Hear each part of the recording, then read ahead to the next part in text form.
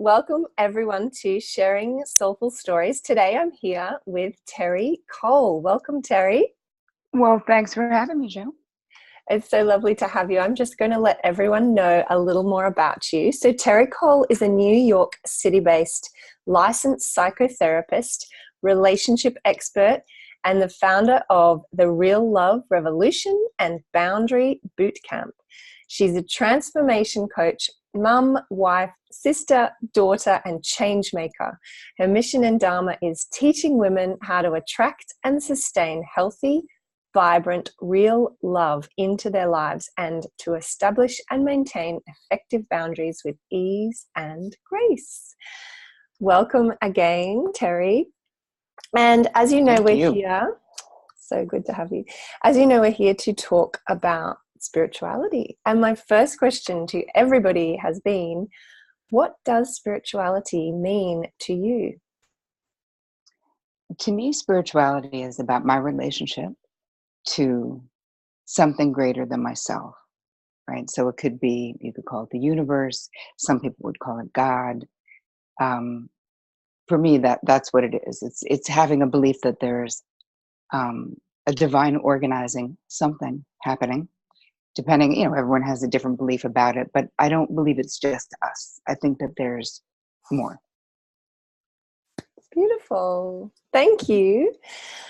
And so I wonder, as my second question, whether that belief that there is something more has always been part of your life, or is there some event or a trigger that caused you to open to that belief? Well, I was raised in a Protestant household, so that would be more organized religion. My family wasn't seriously religious, but I was definitely raised being indoctrinated sort of into the culture of praying at night and saying my prayers. And if something is wrong with someone, say a prayer for them, going to Sunday school. My mother taught Sunday school. Actually, my mother was recently a deacon in her Methodist church. So I've been raised around a particular kind of organized religion, but not really forced. When my sisters and I have three older sisters, became teenagers, when we didn't want to go anymore, my mother wasn't like, you have to. Mm. So there was a foundation for that. But then as I got into my late teens, early 20s, and in my teens, I was really seeking. My parents, ended up getting a divorce. There was all these things happening. And actually, I was drawn towards this youth group that was Catholic, which I'm not by birth, because it had all these rules and regulations that I was like, yes, black and white, something. Yes, somebody give me some structure. And then I remember coming home and saying to my mother, I was considering, converting to Catholicism, actually. And I was 16. Hello, please don't let anyone convert to anything at 16. And I came home and I said to my mother, I had this realization that if I convert to Catholicism, like I definitely have done bad things. Like I will probably die and go to hell. And my mother was like, Tara, what about hell? And I was like, original sin. She's like, Terry, okay. Let's talk about the fact that, do you really think some benevolent being that created all of this beauty would create a place that would be hell? Do you really? She's like, Tara, doesn't exist. You know what hell is? Not living your life on earth. Hell is not figuring it out here. We have this beautiful opportunity. So don't worry about that. Maybe you can just stay in the youth group and not convert. I was like, great. Maybe I could just leave the youth group too, whatever. Like at that point, I had all these realizations. But then on my own actual journey into spirituality, once I got to be 19, 20, I stopped drinking when I was 21, when I was still in college. And so that was a wake up call that I had a problem with that I drank too much. And there was a lot of alcoholism in my family. So I was so blessed that I had a therapist who was like, hi, you're an alcoholic. And, of course, I was in total denial at the time. I was like, everyone I know drinks like this. She's like, well, maybe so, but I'm actually not treating everyone So all I'm care about is you. And if you don't get some help, go to a 12-step program, something, I will terminate working with you. And I was like, what? Oh my God, is my therapist going to break up with me? I didn't even know she was allowed to, right? I was like, wait, can you do that? But that was a huge wake-up call. And now I'm wide awake. So now I'm really seeking, I'm not using alcohol to numb feelings and to numb experiences. And so now I'm on a quest. And so this was the time period, like, say, late 80s. So it was like M. Scott Peck, The Road Less Traveled. There was a whole bunch of different texts. Some were more spiritual, some were more about past lives, right? So Many Lives, Many Masters had a huge impact on my life. I actually studied with him and became a past life regressionist years later. That was Dr. Brian Weiss is his name. I couldn't think of it for a minute because that's what not being 25 is like. You're like, wow, I had it, and then it just went away. So anyway, I'm at that quest. So I feel like this is, for me, evolution, and I am a psychotherapist, so I may have this view of it because of what I do. It's not about getting to some like universal truth in my estimation, or the truth. It's really about finding the truth about yourself. It's like becoming, getting your PhD in you, as opposed to sort of looking outside. So I was very drawn to writers and therapists. Even now, I mean, my biggest, people who influence, besides Deepak Chopra, who's a huge influence and a mentor to me. So I learned to meditate about 20 years ago at this point, when they were really just starting the Chopra Center. So it was Deepak, David Simon, David G. And I had tried for many years to learn to meditate, and I had failed for many years, doing weekends and week-long things. And I just could never bring it back into my life for some reason until the Chopra Center. And that changed everything, because I also realized that so many of the answers that I was looking for really were inside of me, and whose work resonated with me. So much of Deepak's work resonates, not just because he's so wise, he is, but their books, the 7 Spiritual Laws of Success, had like a profound impact on my life. It was so simple, but it was so aligned with who I was and the way that I wanted to live, about karma and the path of least resistance, and all of these small things. They sound like small things, but these were the things on my path that really had me change my life. So that was around the same time when I changed my career. I used to be a talent agent negotiating contracts for supermodels. That was what I did before I became a psychotherapist, and then a master coach, and all the other things that I'm doing now. And I had this, everyone has an experience. Most people have experiences where you're like, yeah, that was a peak experience that made me change. So I had a cancer diagnosis in my early 30s, at the same time when I was already realizing that I needed to get out of entertainment, that I wanted to get out of entertainment, that I felt like I was a part of a problem, even though I thought that maybe I would change that like toxic dysfunctional system. And then after being there 8 years, 9 years, I was like, oh, wow, you know what is happening? I'm not changing the system, but the system is changing me. So I need to get the hell out. And I actually had a niece at the time, my oldest niece, who had a weight problem. And that was a huge part of me really honestly looking and saying, like, wow, what are you telling Shelby by being a part of this? You are perpetuating these norms that women should weigh no pounds, and that all of this stuff that seemed so terrible, even though I thought I was changing it. I was like, I got to get out of here. So anyway, that's when I made the decision. And within that process, I was still running the talent agency, but I got diagnosed right at the end of graduation is when I met the man who would become my husband, even though I never wanted to get married. And then a few months into that relationship, got diagnosed with cancer. And then X number of months later, got diagnosed with cancer again. So I had all of these different things. And then X number of months later, all within a year of meeting my husband, who was only my boyfriend at the time, poor thing. And my father dropped out of a heart attack also within that time. So when I got to the end of that year, it was like the best year, right? Because I met my person. He was widowed, had 3 teenage sons who were angry and acting out, whatever. I was like, fine, we'll figure it out. But all of those things also profoundly impacted my spiritual path.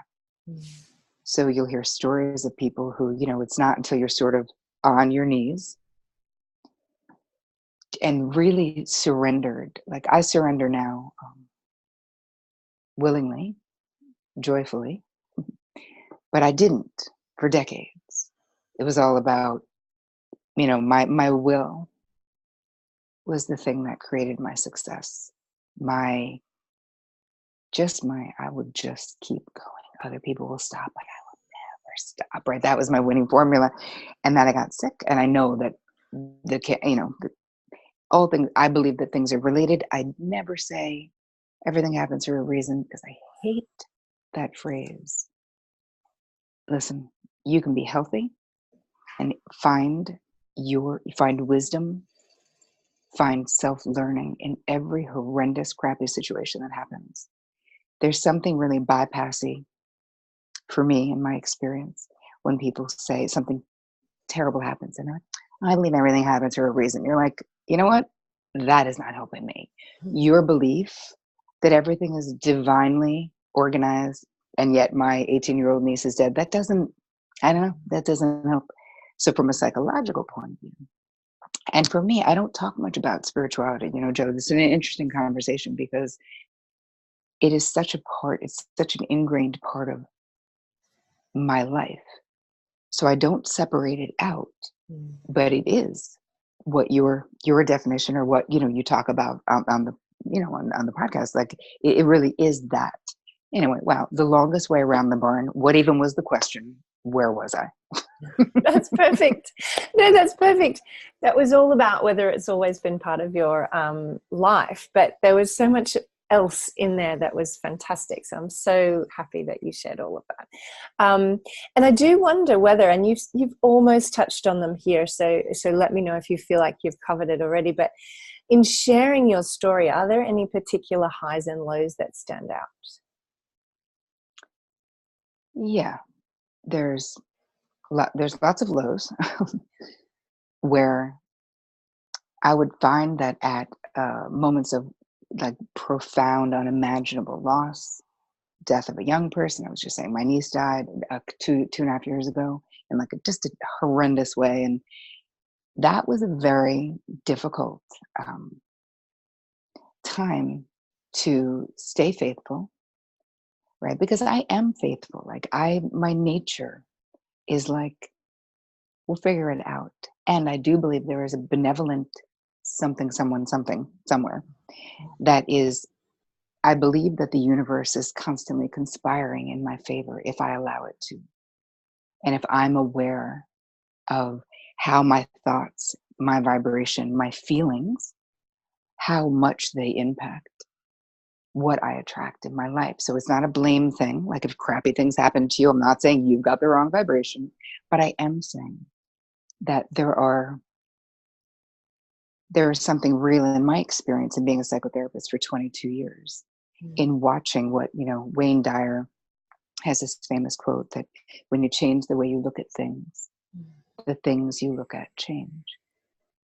So back to the highs and lows, it took time to get to a point of sort of staying in faith, because I don't believe in this super individualized God who's like, I'm going to do something so you learn something. Like, I don't feel that way, and I wasn't raised Catholic. My husband is a recovering Catholic, so I have a lot of insight into his journey, and the amount of guilt that goes along with that, and original sin, and all of these things. I'm not saying right or wrong. I'm just saying it wasn't the way that I was raised.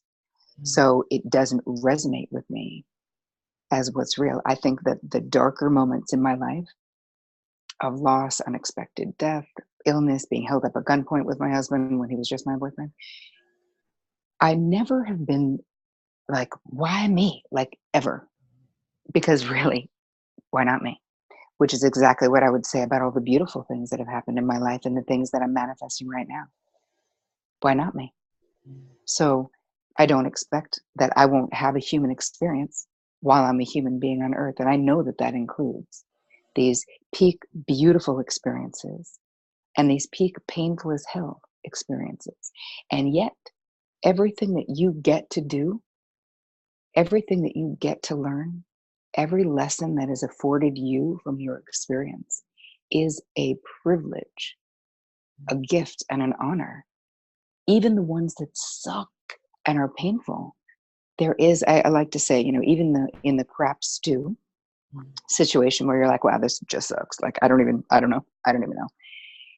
In my courses, I always teach, like, we'll always go back into experiences that we've painted in a very sort of two-dimensional way.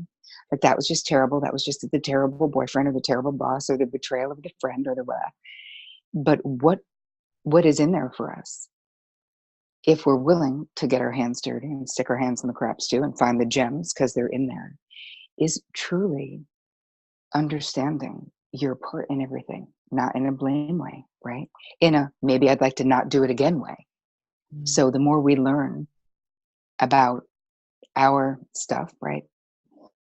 You're 50% of every relationship that you're in. I don't believe that, listen, do we believe tsunamis? And probably from global warming we did, but not on purpose, And people would say to me with my cancer diagnoses, so you think that you caused your cancer? I'm like, maybe, I don't know. I hope not, because if I did, I don't know how I did. So I'd like to not repeat it. So I like to take it away from the causation of like, it's on me. I didn't manifest properly if it didn't work out perfectly, because I'm not really into that. I'm a psychotherapist, right? It's not magic, it's psychology. That's one of my taglines, because it's the friggin' truth. So what I'm saying is that you can go back into those experiences and go, what can I learn about myself? So maybe I won't find myself in that painful situation again. And then we learn things about ourselves, even in things like my niece's death I brought up. I could still see the beautiful things that came out of her death, and not for the first year. The first year I was just wanting to kill everybody, but you have to mourn. You have to go through like how pointless and friggin' stupid it feels, and how terrible and undeserving my sister was, and all of us are, of that kind of pain. You go through that, right? Because we have a process of mourning. And yet the reality is I could see how much closer my family is. I could see my sister got sober and needed to. Would she ever have gotten sober had my niece not died? Probably not. So these are painful lessons. And yet this is what life is, right? Life, what is life? This is higher learning. This is our opportunity. So if you're just like getting by and just like time to make the donuts, that Dunkin' Donuts commercial where the guy would just wake up, time to make the donuts. If that's what you're doing every day, right? As David G, one of my teachers, would say, wake up, you plow through the day, come home, have 2 glasses of wine, go to bed, get up, do it all over again. These are experiences, these peak positive and negative experiences are when that window for transformation also opens. So we can look at a crisis of faith, a crisis of anything, as like, this is just terrible. God has abandoned me, or whomever you think abandoned you. Or you can really you can do both. I mean, you can have that feeling and it can be fleeting, right? It doesn't mean that you stay there forever. You're allowed to be mad. We're allowed to pitch a fit. We're allowed to feel like it's unfair because nobody said it was fair, right?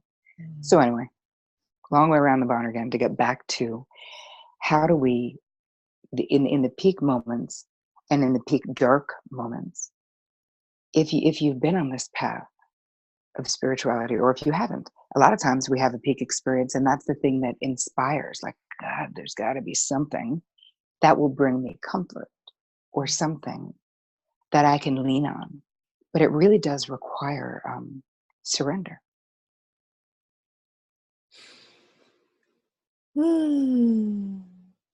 I just love all of everything that you just touched on. So good. I love that idea of this window of opportunity in the highs, the peak highs and the peak lows. That's so gorgeous.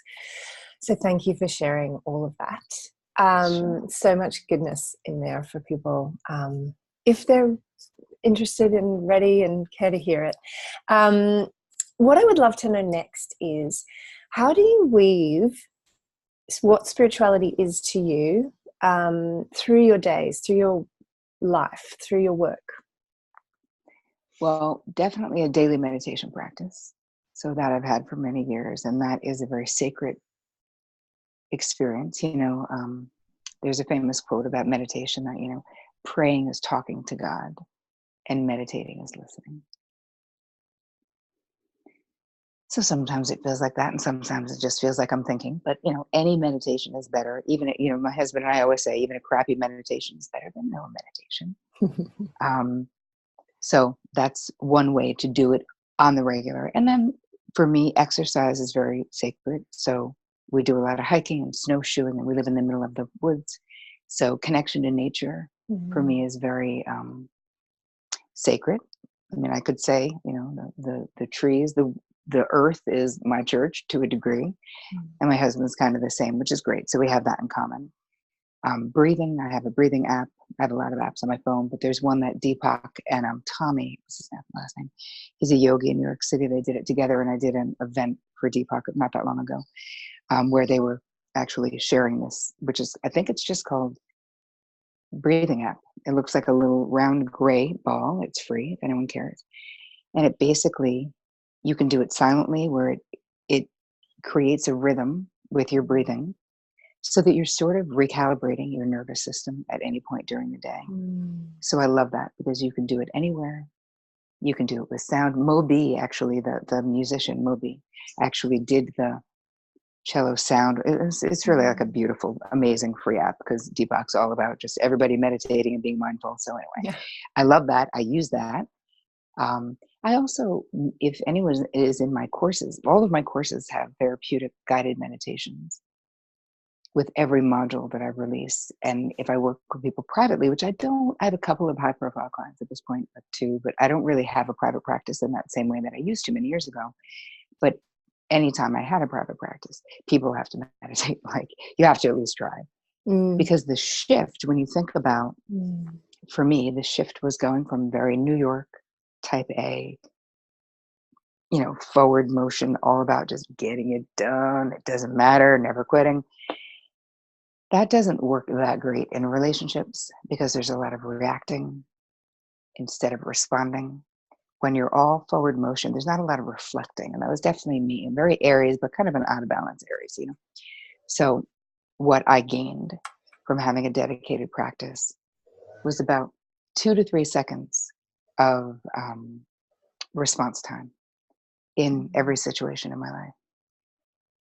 So that really shifted my relationships, my work, the things I said yes to, the things I said no to. Imagine how much your life might change if you just gained 2 or 3 seconds. So that was for me, a huge part of giving me more space to develop more of my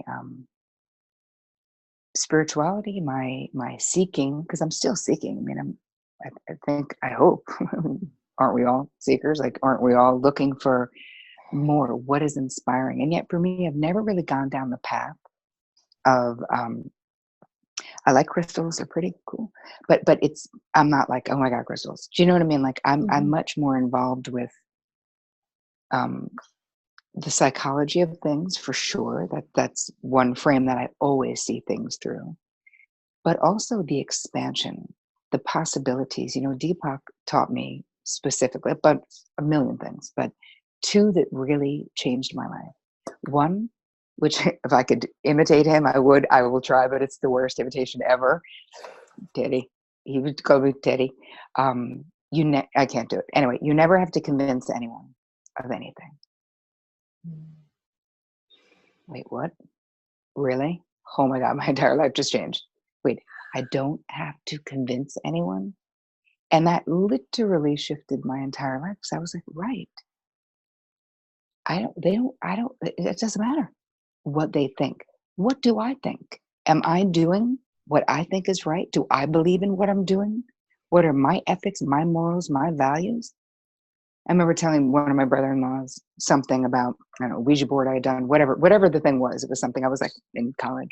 And he was like, I believe that you believe that happened. And I was like, you know what is funny? I don't give a shit what you believe. Like, you can take your condescending attitude and like shove it up your ass, because I had this epiphany. Wow, it doesn't matter what other people think, but that was such a gift from him. And and the other one is about being okay in the unknown. He was like, basically saying, the infinite possibilities, the pure potential of your life exist in the unknown. Mind blown. I was like, oh, right. I only want to know because I'm anxious. So like I'm cramming things and shoving things and putting the round thing into the square hole to be like, but at least I know where it is. You know what I mean? Mm-hmm.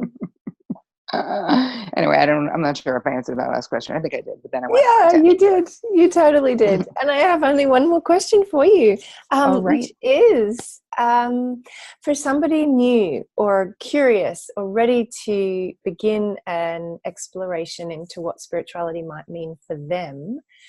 What advice? I mean, you've given us some amazing advice and you've shared some of Deepak's advice, and there's lots of advice, I guess, in this. But what would you say to somebody that's just opening to this possibility? Well, the first thing I would say, and maybe this is just because I'm a psychotherapist, so it's always the first thing I say, is that you have to raise your awareness about any limiting beliefs or preconceived notions that, like you have a blueprint in your unconscious mind about spirituality, about religion, about God, perhaps about the universe. And that's okay. But it's good to know what it is. So then you can mindfully choose whether that blueprint is actually your chosen blueprint or just one that was kind of handed down to you. And so much of the time we don't question the blueprints because we think, oh, well, this is just the way it is, the way it is, like the world or relationships or finances or health and wellness or whatever. We have blueprints around everything, according to me, what I've seen in 22 years with psychotherapy clients. So the first thing is raise your awareness and just ask yourself some really basic questions like, oh, what was the culture around spirituality or religion in the home that I grew up in? What did my parents think about that? What did they want me to think about that? So that's one starting point. So at least now you're bringing it from the basement or your unconscious into the main part of your mind, right? The conscious mind. And then the next thing is start looking for spiritual or inspiring text like text, like writings. Mm-hmm. Could be journals, could be look into meditation, look into other things, that anything that you in the past you've been like, oh, that's kind of cool. Like for me, meditation was something that always resonated. Took years for me to ever successfully do it, but you can. So you have a leaning towards something. You just may not know what it is yet. So start looking and look at like, what are the top 10 spiritual books out now? What are the top 20 best-selling spiritual books of all time?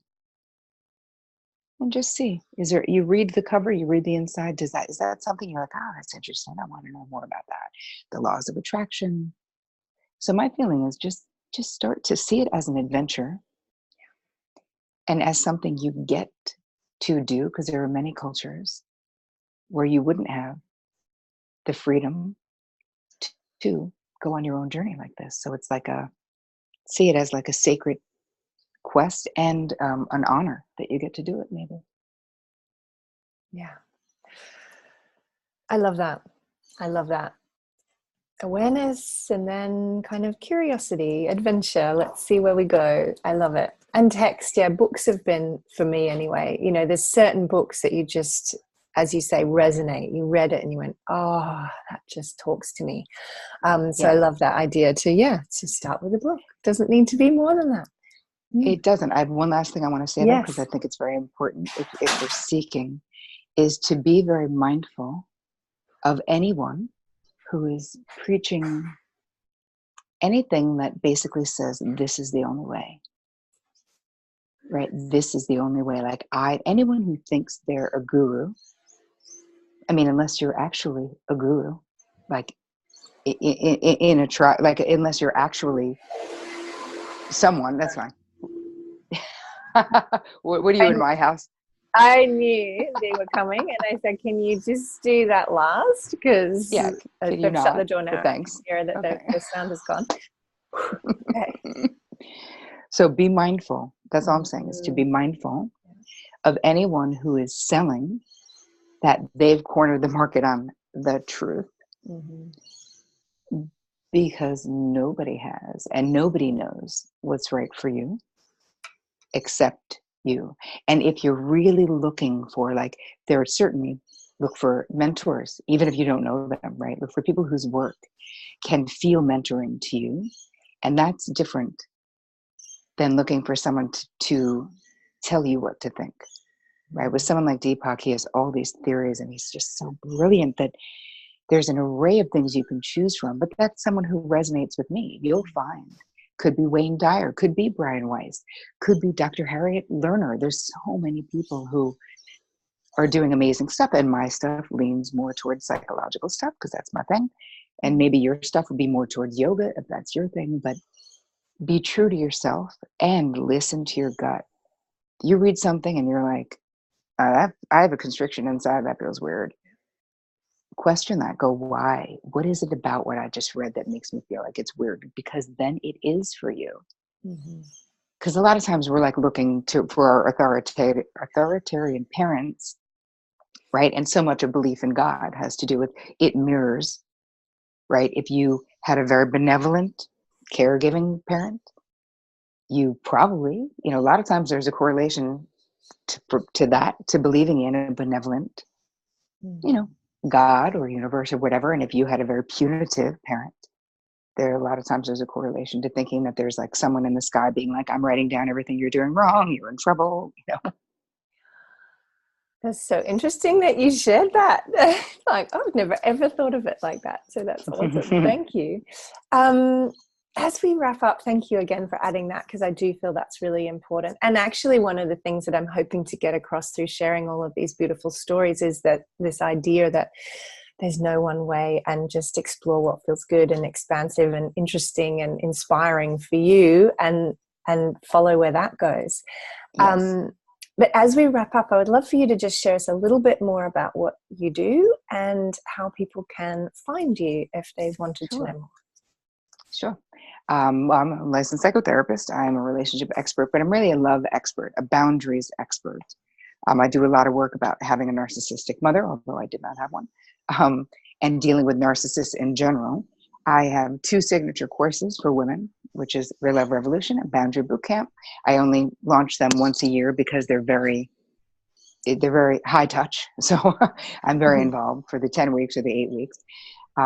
But I put out stuff every single week. I have a big YouTube channel, so you can look for Terri. Just put in my name, Terri Cole. And the channel itself is called Real Love Revolution, but there's a million things on there that are free. Every week I have downloaded things. I give away a lot of meditations. And I have a really popular podcast, actually. I just found out it's 25. It's the 25th rated one in self-help. What? I didn't even know that. And I never even tell people I have a podcast. So apparently there's a lot of podcast people who talk to each other. And they're very different than YouTube people. So if you like podcasts, look for the Terri Cole Show. Easy enough. And I'm actually starting in April to have a live show on YouTube once a month where I'll be talking about a topic and I'll be taking live questions. And my website is terricole.com. So it's just TERRICOLE.com. Amazing. Perfect. And I will put all the links when we put the video and audios out there. So thank you so much for being here. Thank you so much for everything you've shared. And we're going to wrap up now. Thank you so much for having me. I'm so excited. This is like not the regular interview that I do, and I really love talking about something different. So thank you. Oh, you're so welcome. And I want to just say thank you to everybody for watching. Let us know what you thought, and we hope to hear from you. Bye then.